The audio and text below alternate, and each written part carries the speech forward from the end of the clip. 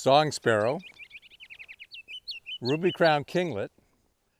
There's a ruffed grouse drumming in there, pine warbler, yellow rump warbler. There's like 3 different hermit thrushes. Yellow-bellied sapsucker is just drumming away back over that way.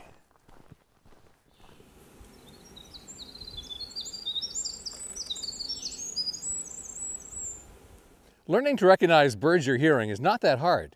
We just have to rearrange a few things in your head. I mean, think about it. If a bird is in the treetops, it can prevent you from seeing it. But if it's singing, it can't prevent you from hearing it. Here's the problem. There's like 10,000 bird species in the world. You're not going to learn all those. There's 900 species, more or less, in North America. You're not going to learn all those. But here in Maine, where I am, there's like 300 species of birds that nest here, and I can learn most of those. And wherever you are, you can learn most of them too. Here are 5 rules for making birding by ear easier.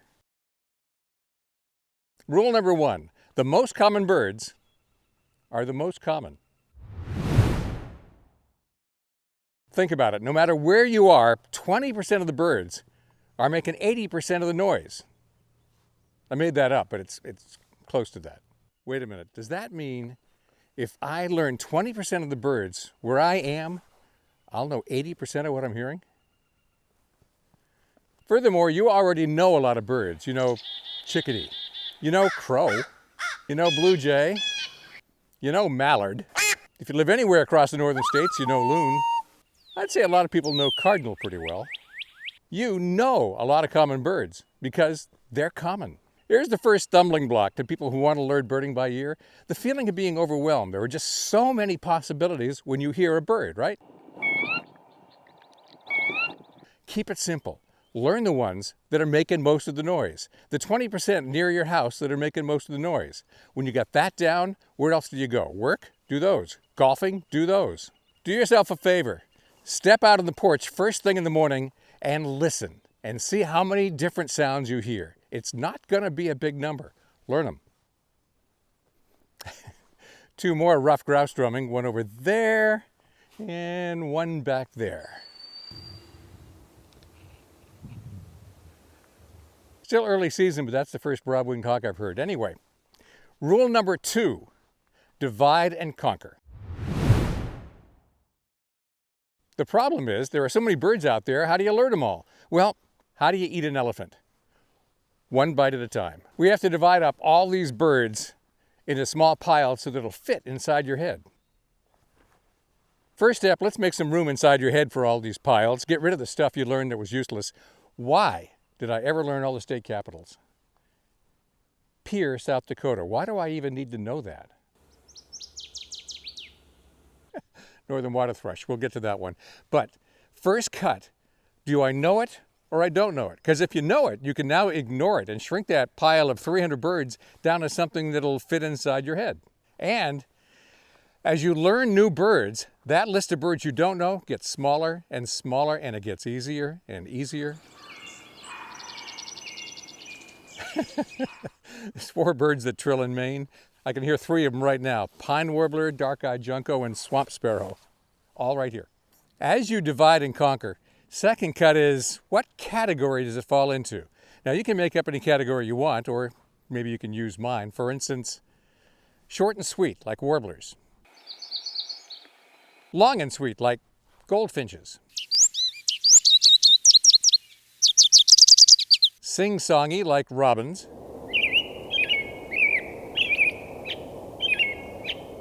Warbling, like warbling vireo. Trills, like pine warblers. Whistles, like orioles. Buzzy, like grasshopper sparrows. Harsh, like flycatchers. And oddballs. A lot of birds don't sound like anything else, and they certainly don't fit in those categories. See, once you've divided them up into categories, little piles, you can now fit in all that space we cleared out in your head for these birds. As you continue to divide and conquer, third cut is, does it have a pattern? Because patterns are pretty easy to remember, even if it's a Z, Z, Z, zoo, Z, or zoo, zoo, zoo, Z. or just a simple zip. Now compare those pattern birds to Canada warbler. It's just kind of a jumble of notes. Chip-chuppity, squiditchity. Canada dry is so bubbly. That could work.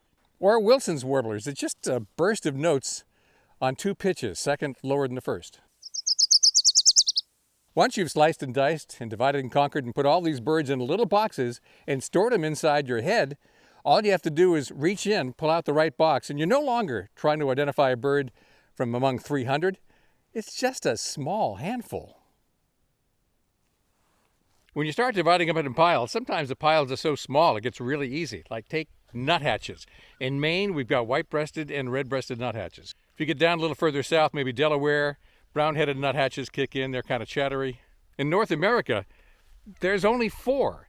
And wherever you are, there's probably no more than 2. You can flip a coin and be right half the time. White-breasted nuthatches make a lot of funny little noises.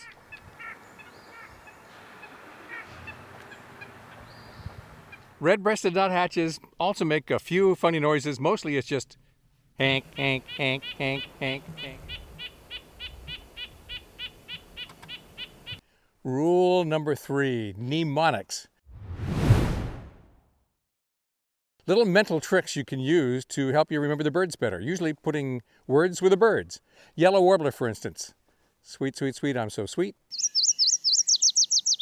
Ovenbird, teacher, teacher, teacher. Barred owl, who hoots for you all. My favorite, olive-sided flycatcher, quick, 3 beers. So, northern water thrush. Some people say that sounds like Pete, Pete, Pete, lend me your shoe. Maybe, but it's not great. But now it is stuck in my head. Every time I hear a northern water thrush, I think, Pete, Pete, Pete, lend me your shoe. I cannot get it out. That's the power of mnemonics. Another one, white-crowned sparrow. That's supposed to sound like poor Will Peter's pants.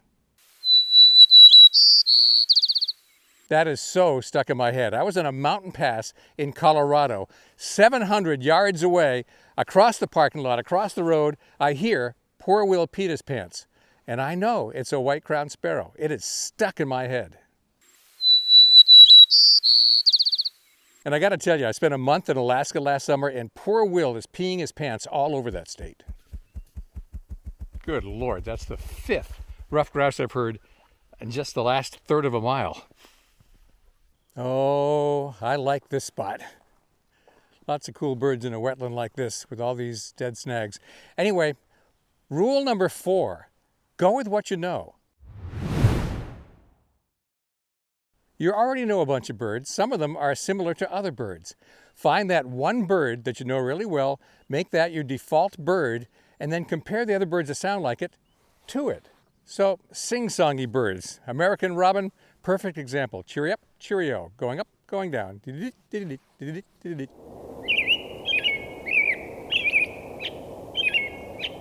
Well, take that same robin and make it just a bit sweeter, maybe a little faster. Rose-breasted grosbeak, often said to be a robin that's taken voice lessons. All right, take that same robin and make it just a little bit hoarse. Scarlet tanager. And the cool thing is, the scarlet tanager does that here in northern, eastern United States. You get towards the south, you start to get summer tanager, and it makes very much the same noise. And you get west, and it's the western tanager doing pretty much the same song. So once you know one, you own the other two. Same thing with rose-breasted grosbeak. If you're out west, it's the black-headed grosbeak, and they sound almost exactly the same. So once you know 2 birds, you actually own 5, depending on where you are. In my neighborhood, there are 3 birds that warble. That's a bunch of notes strung together that go up and down real fast. In fact, a purple finch is singing right up there. House finch, a little closer to town, it's more suburban. And warbling vireos are around. And if you're out west, cassins. Since the purple finch lives near my house, it's my default warbling bird. It's got a sweeter, clearer sound, sometimes with a zhree at the end.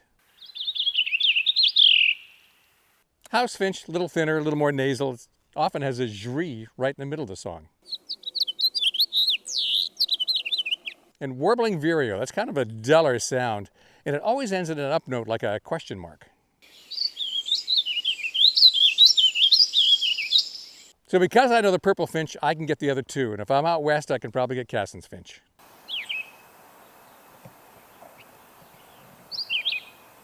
Go with what you know.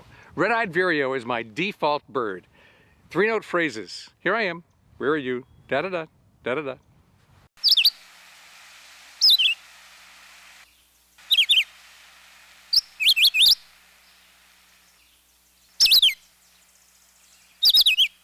Blue-headed vireo, the same. Sort of. It's 2-note phrases. E-O, E-A. Chubby, chubby. Yellow-throated vireo, same as the red-eyed, except a little slower and slurred. Philadelphia vireo, they sound just like the red-eyes. I almost never get them right. The point is, red-eyed vireo is probably the most numerous, most widespread bird in Maine. I can't help but know it. And once I know that one, I can compare other vireos to it. Black-whiskered vireo in southern Florida. It's just a red-eyed vireo with a hiccup in the middle. Black and white warbler. It's kind of a weetsy, weetsy, weetsy. It sounds like a squeaky wheel. Well, there's a couple of other warblers that sound a little bit like a squeaky wheel. Bay-breasted warbler. You don't see it all that often, and it can be hard to hear, but it's a softer, gentler, shorter squeaky wheel.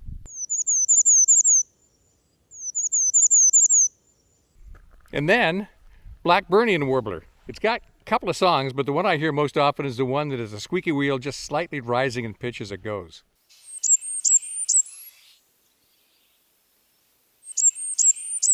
So, black and white warbler, squeaky wheel. Once I got that, I got the other two. Go with what you know. Rule number 5. Everybody makes mistakes, especially the birds. Often first-year males haven't even mastered their songs yet, and some birds are just horrible singers. That chestnut-sided warbler is not making his mother proud. It's supposed to sound like please, please, please to meet you, but different birds sing at different speeds. Swamp sparrows, they have that slow trill, and then they have a trill that's so slow it's like single notes strung together. Birds have regional accents. A yellow warbler in the east doesn't sound like a yellow warbler in the west, and a song sparrow can vary within the same state. Many birds have 2 or more vocalizations. Yellow-bellied flycatcher, it does a chewee and a tivek. And the funny thing is, it's about 50-50 as to which one they do. Olive-sided flycatcher, usually quick 3 beers. But almost half the time it's pip, pip, pip. And besides songs, birds have all kinds of call notes, flight notes, alarm notes. They make a lot of noise. Look, if you want to make fewer mistakes, make more mistakes. It's the fastest way to learn. If a bird fools you, it'll probably make an impression. You'll probably remember next time, especially now that you don't have to remember Salem as the capital of Oregon. And why is Carson City the capital of Nevada? Were Reno and Vegas doing something else at the time? To sum up, start slow. Start with the easy stuff, the stuff that's close to you making all the noise. Lump songs into categories and use mnemonics. Go with what you know and make mistakes. And if you want to know more, subscribe, because all the birds are arriving right now. They're about to get wicked noisy, and I'll be right there sharing it with you.